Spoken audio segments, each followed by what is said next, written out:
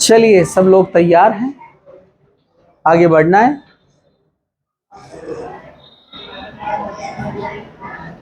Electrophilic substitution reaction in aromatic amines. Aromatic amines में electrophilic substitution reaction, जरा ध्यान से। तो ये पॉइंट हम देख चुके थे कि जो एनिलीन में NH2 ग्रुप बेंजीन रिंग को लगा है वो एक इलेक्ट्रॉन डोनेटिंग ग्रुप है। इलेक्ट्रॉन डोनेटिंग मतलब रिंग को इलेक्ट्रॉन देगा, जिससे पाई बॉन्ड किधर शिफ्ट हो जाएगा, ऑर्थो पोजीशन पे। अगर ऑर्थो पोजीशन पर वो शिफ्ट हो जाता है तो यहां पर आप देखेंगे ये इधर आने के बाद डबल बॉन्ड फॉर्म करेगा, रेजोनेंस स्टार्ट अल्टरनेट पोजीशन पे है, ठीक है, प्लस चार्ज। यहां का पाई बॉन्ड इधर आ गया, ये minus charge, resonance start, last warning. इसके बाद जो है क्या होगा, यहां पर ये फिर से इलेक्ट्रॉन और पाई बॉन्ड रेजोनेंस होगा, अगेन अल्टरनेट पोजीशन पे है। ये इधर आएगा, ये पैरा पर जाएगा, फिर पैरा पे मिलेगा अपने को इलेक्ट्रॉन, मतलब इलेक्ट्रॉन डेंसिटी पैरा पर बढ़ गई, ठीक है। फिर ये बॉन्ड बन गया, ये बॉन्ड, ये एज इट इज और ये एज इट इज। फिर ये इधर आएगा, फिर ये ऑर्थो पर जाएगा, फिर आपको मिलेगा यहाँ पर ऑर्थो पर इलेक्ट्रॉन डेंसिटी इंक्रीज, ये NH2 प्लस, ये डबल बॉन्ड, ये इस तरह से, और ये सिलसिला जारी रहेगा। तो आप देखेंगे ऑर्थो पैरा ऑर्थो पर इलेक्ट्रॉन डेंसिटी ज्यादा है। इलेक्ट्रॉन डेंसिटी ज्यादा है मतलब इलेक्ट्रोफाइल यहाँ पर अटैच हो सकता है। तो ये जो सेंटर है ऑर्थो पैरा ऑर्थो, ये इलेक्ट्रोफिलिक सेंटर पर अटैक करते हैं। जिसमें हमने पहला रिएक्शन क्या देखा था, हमने पहला रिएक्शन देखा था, अगर आप लेते हैं, मैं डायरेक्ट एक साथ बता देता हूँ यहाँ पर, अगर आप लेते हैं यहाँ पर एनिलीन, मैकेनिज्म तो शो नहीं करना है, डायरेक्ट हम लेते हैं, ये है एनिलीन, इसके ऑर्थो पैरा पर होने वाला है इलेक्ट्रोफिलिक सब्स्टिट्यूशन रिएक्शन। तो हम इसको देखते हैं यहाँ पर वन बाय वन, जरा ध्यान से देखिए आप। अगर आपने यहाँ पर किया नाइट्रेशन, नाइट्रेशन के लिए कौन चाहिए, नाइट्रिक एसिड, ओके, किसके प्रेजेंस में होता है, H2SO4 के, इसको हम यहाँ पर H प्लस लिखते हैं। आप ये सभी जानते हैं कि ये बनने वाला है पॉजिटिव पार्ट, और ऑक्सीजन का निगेटिविटी ज्यादा है तो निगेटिव पार्ट, मतलब यहाँ इलेक्ट्रोफाइल कौन है, NO2। तो इलेक्ट्रोफाइल NO2 है, मतलब NO2 पर पॉजिटिव चार्ज है, तो डेफिनेटली ये यहाँ का जो इलेक्ट्रॉन डेंसिटी है वो उस पर अटैक करेगा ना। तो NO2 आकर यहाँ कनेक्ट हो जाएगा और हाइड्रोजन OH के साथ चला जाएगा, बन जाएगा H2O। यहाँ का हाइड्रोजन, यहाँ का OH, क्या बन जाएगा, H2O, NO2 आ गया। तो नाइट्रो पोजीशन पर, सॉरी ऑर्थो पोजीशन पर आ गया है कौन, nitro, NH2NO2, ortho nitro aniline. यहाँ पर एक पॉइंट ये भी देखे थे हमने, ऑर्थो पोजीशन पर इसका स्टेबिलिटी नहीं होता है, तो ये रीअरेंज होता है कहाँ पर, मेटा पर, तो हमको एक और एक प्रोडक्ट मिलेगा मेटा के ऊपर, ये एक्सेप्शनल है, इसको आप याद रखिए, ठीक है, मेटा नाइट्रो एनिलीन। दूसरा, इसका पैरा भी एक्टिव होता है ना, और पैरा तो ज्यादा स्टेबल होता है रेजोनेंस में ये वाला, क्योंकि opposite charges are on opposite side, और सिमेट्री फॉर्म होती है, स्टेबल हो जाता है। स्टेबल होने का मतलब लाइफ ज्यादा मतलब इलेक्ट्रोफाइल आसानी से वहां पर अटैच हो सकता है। इसलिए अपने को जो मेजर प्रोडक्ट मिलेगा वो पैरा वाला मिलेगा, पैरा नाइट्रो एनिलीन, समझा आपको, ठीक है। नेक्स्ट रिएक्शन, हमने हैलोजिनेशन किया था, क्लोरीनेशन, आप ब्रोमिनेशन भी कर सकते हैं Br2 कार्बन डाइसल्फाइड के प्रेजेंस में, या FeBr3 भी ले सकते हैं आप यहाँ पर, ठीक है। तो रिएक्शन सेम, ऑर्थो पैरा पर Br आएगा, इसमें मेटा नहीं है, ओके, क्योंकि इसमें कोई अनस्टेबिलिटी फॉर्म नहीं होती है। Ortho bromo aniline, para bromo aniline, समझा। मेजर कौन सा रहेगा, para bromo aniline major product, okay. इसी तरह अगर हम इसका रिएक्शन करते हैं H2SO4 के साथ, H2SO4 sulphuric acid, only sulphuric acid, not with nitric acid. ये मैंने फिनॉल में आपको बताया था कि सल्फ्यूरिक एसिड और नाइट्रिक एसिड मिलकर कैसे नाइट्रोनियम आयन तैयार करते हैं, याद है क्या आपको, हमने वहां देखा था इसको, ठीक है। तो अब ये नहीं बताऊंगा मैं, ठीक है, क्योंकि मैं ऑलरेडी बता चुका हूं। अब ये सल्फ्यूरिक एसिड को हम कैसे बनाते हैं, HOSO3H, समझा। This is negative part and this is positive part, सल्फोनियम ion बोलते हैं ना हम इसको, ये इलेक्ट्रोफिलिक है, SO3H प्लस, ये सल्फोनियम आयन इलेक्ट्रोफाइल है। अगेन ऑर्थो पैरा पर आना चाहिए था, होना चाहिए था ना ऐसा, लेकिन ये ऐसा नहीं होगा क्योंकि it is acidic in nature, concentrated acid है सल्फ्यूरिक एसिड, एक अच्छा एसिड है, और एनिलीन एक अच्छा बेस है, लेविस बेस, इलेक्ट्रॉन डोनेट कर सकता है ना, तो इसलिए ये लेविस बेस क्या करता है, यहां इलेक्ट्रोफाइल को लेने के बजाय वो इस प्रोटॉन के साथ कोऑर्डिनेट बॉन्ड फॉर्म कर लेता है, तो क्या बन जाएगा, यस NH3 प्लस, क्या बनेगा वो, NH3 प्लस, और ये कौन है, SO3H, यानी OSO3H माइनस, OSO3H माइनस, समझा क्या आपको।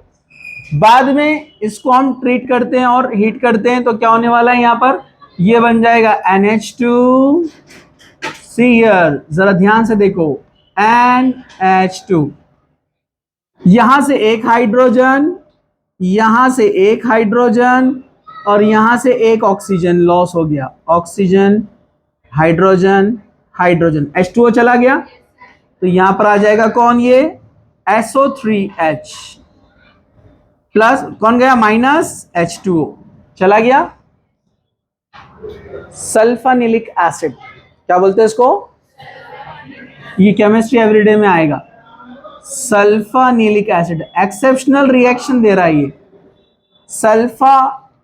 Sulphanilic acid, NaNi, sulphanilic acid, ये सल्फानिलिक, सल्फा सल्फेट से, SO3 से, और एनिलीन से एनिलिक, सल्फानिलिक एसिड।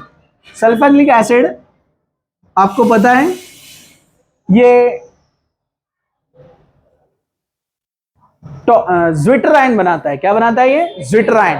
ज्विटर आयन क्या होता है, इसका जो लोन पेयर है, इसका लोन पेयर यहां के प्रोटॉन को ले लेगा, और क्या बन जाएगा, NH3 प्लस, NH3 प्लस, इसने लॉस किया है तो क्या बन जाएगा, minus. When simultaneously positive negative charge appears on a single structure, it is called zwitter ion, क्या बोलते हैं इसको, ज्विटर आयन। ये जनरली क्या में बनते हैं, प्रोटीन्स में बनते हैं ज्विटर आयंस, हम देखेंगे उसको बाद में। तो यहां पर ये सल्फानिलिक एसिड ये बाद में रीअरेंजमेंट करके इस तरह से ज्विटर आयन तैयार करेगा, तो ये एक्सेप्शनल रिएक्शन है। इसके अलावा दूसरे जितने भी इलेक्ट्रोफिलिक है वो कहां पर जाने वाले, ऑर्थो एंड पैरा। इसमें मैंने आपको कल एक एक्सेप्शन बताया था कि अगर हमको ये नाइट्रो एनिलीन में सिर्फ पैरा नाइट्रो चाहिए, पैरा नाइट्रो एनिलीन हमको चाहिए, ओनली पैरा नाइट्रो एनिलीन, अगर ओनली पैरा नाइट्रो एनिलीन हमको चाहिए तो यहां पर अपने को एक प्रोटेक्टिंग ग्रुप यूज करना पड़ता है। वो प्रोटेक्टिंग ग्रुप क्या करता है, ऑर्थो पर रिएक्शन होने नहीं देगा, जब ऑर्थो पर नहीं होगा तो मेटर तो मिलेगा ही नहीं, वो ऑर्थो को लॉक करता है। मैंने आपको क्या बताया, जब हम ऑर्थो पैरा वाले रिएक्शन देखते हैं तो यहां पर ये अपने को प्रोडक्ट अप्रोक्सीमेट 80% मिलता है और ये 20%, मतलब ज्यादा मिलता है पैरा वाला, मतलब पैरा ऑलरेडी ज्यादा एक्टिव है, बताया मैंने, स्टेबिलिटी ज्यादा है, इसलिए ऑर्थो पर एक्टिविटी कम होने वाली है, रिएक्शन कम मिलेगी क्योंकि उसकी स्टेबिलिटी क्या है, कम, ठीक है। लेकिन अगर कोई प्रोटेक्टिंग ग्रुप आ जाता है जो ऑर्थो को लॉक कर दे, जैसे मैंने आपको बताया था कि अगर आप लेते हैं एनिलीन, अगर आप एनिलीन लेते हैं, एनिलीन का रिएक्शन करते हैं आप एक प्रोटेक्टिंग ग्रुप यानी एसिटिल क्लोराइड के साथ, जो एसिटाइलेशन का एप्लीकेशन है जो हमने देखा था, याद है आपको। इसमें क्या होता है, इस यहां से H और यहां से Cl जाता है, माइनस HCl, और ये क्या बना देता है, एसिटानिलाइड, क्या बनाता है ये, NHCOCH3, इट इज कॉल्ड एसिटानिलाइड, क्या कहते हैं इसको, एसिटानिलाइड।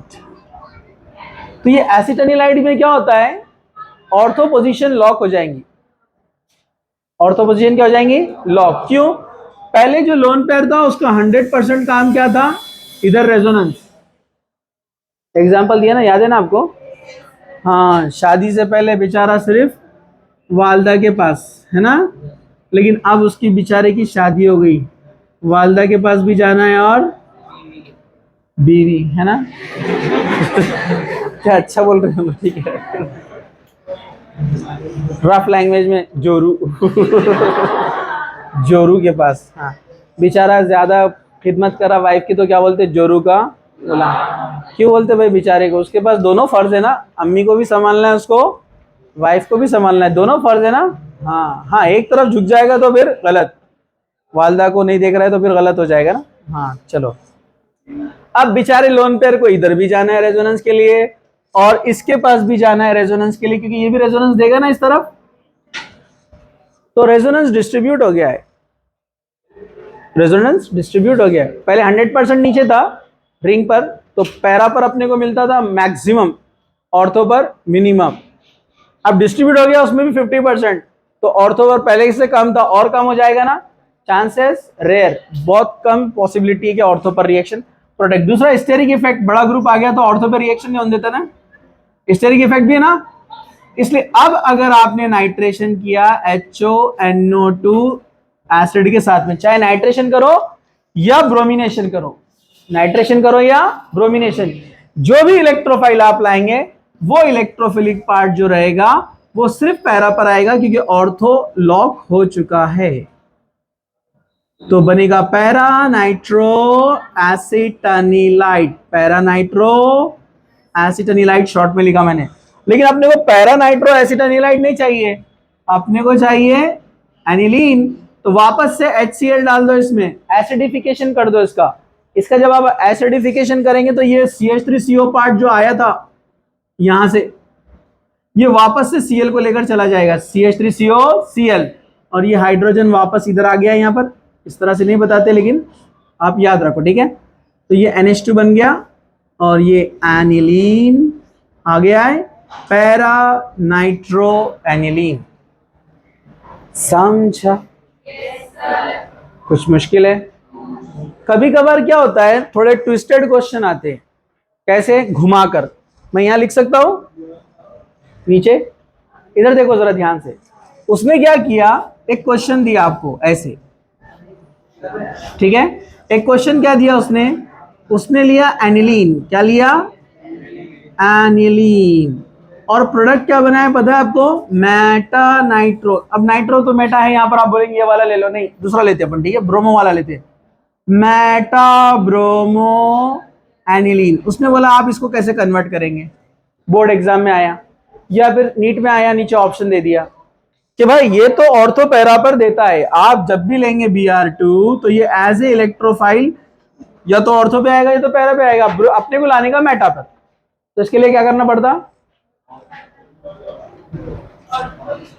जुगाड़, मतलब इसको घुमाना पड़ता। कैसे घुमाते इसको? क्या करते? रिएक्शन को ऐसे करते हैं, जरा ध्यान से देखो सब लोग, जरा ध्यान से। क्या करेंगे? पहले अपना एनिलीन इलेक्ट्रॉन डोनर है ना, मतलब डोनेटिंग ग्रुप है ना, तो उसको पहले विड्रॉइंग में कन्वर्ट कर दो। मतलब आप सोचना ऐसी कौन सी रिएक्शन है, और है अमाइन में ऐसे रिएक्शन।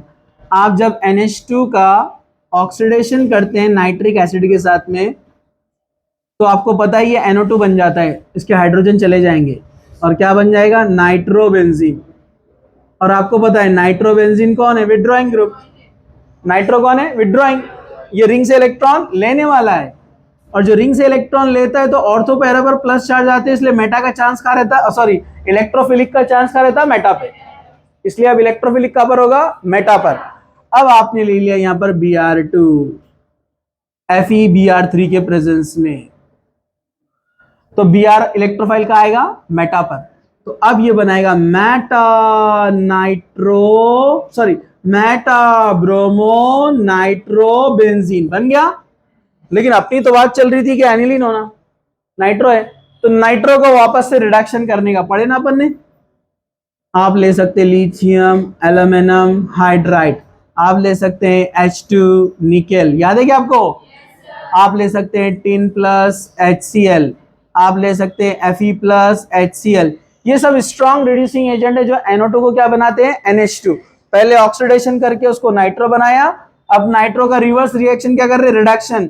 6 हाइड्रोजन आएंगे जिसमें से 2 लेके जाएंगे ऑक्सीजन को, वाटर बना देंगे, और 2 हाइड्रोजन इसके पास 6 में से, समझा? तो बन गया मेटाब्रोमो एनिलीन, समझा गया? ऐसा जुगाड़ खेलना पड़ता कि पहले डोनेटिंग को विड्रॉइंग में कन्वर्ट करे, मेटा पर रिएक्शन करने दिए, फिर वापस से उसको बना दिए डोनेटिंग, ऑक्सीडेशन रिडक्शन, समझा? तो ऐसे एप्लीकेशन रिएक्शन आपको तभी आएंगे जब आप एमसीक्यू ज्यादा सॉल्व करेंगे। एमसीक्यू सॉल्व नहीं करेंगे, रिएक्शन नहीं आएंगे।